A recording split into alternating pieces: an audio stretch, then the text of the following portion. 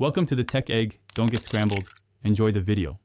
In this video, I will show you how to make delicious veg lollipops at home. First, let's gather our ingredients. You'll need about 1 cup of finely chopped mixed vegetables like carrots, beans, and peas. For binding, have 2 medium-sized boiled and mashed potatoes. Don't forget your spices: 1 teaspoon of ginger garlic paste, half a teaspoon of chili powder, and salt to taste. We'll also need about half a cup of breadcrumbs and 2 tablespoons of corn flour for the perfect crispy coating. Now, let's prepare the core mixture for our lollipops. Begin by lightly sautéing your finely chopped vegetables in a pan for about 5 minutes until they are slightly tender but still retain some crunch. In a separate large bowl, thoroughly mash your 2 boiled potatoes. Add the sautéed vegetables, ginger garlic paste, chili powder, and salt to the mashed potatoes.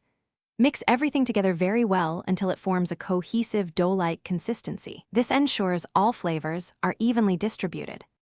Next, we'll give our lollipops their signature crispy exterior. First, prepare a thin slurry by mixing 2 tablespoons of corn flour with about 1/4 cup of water. Dip each formed vegetable ball into this corn flour slurry, ensuring it's fully coated. Immediately after, roll the coated ball generously in breadcrumbs, pressing gently so they adhere well.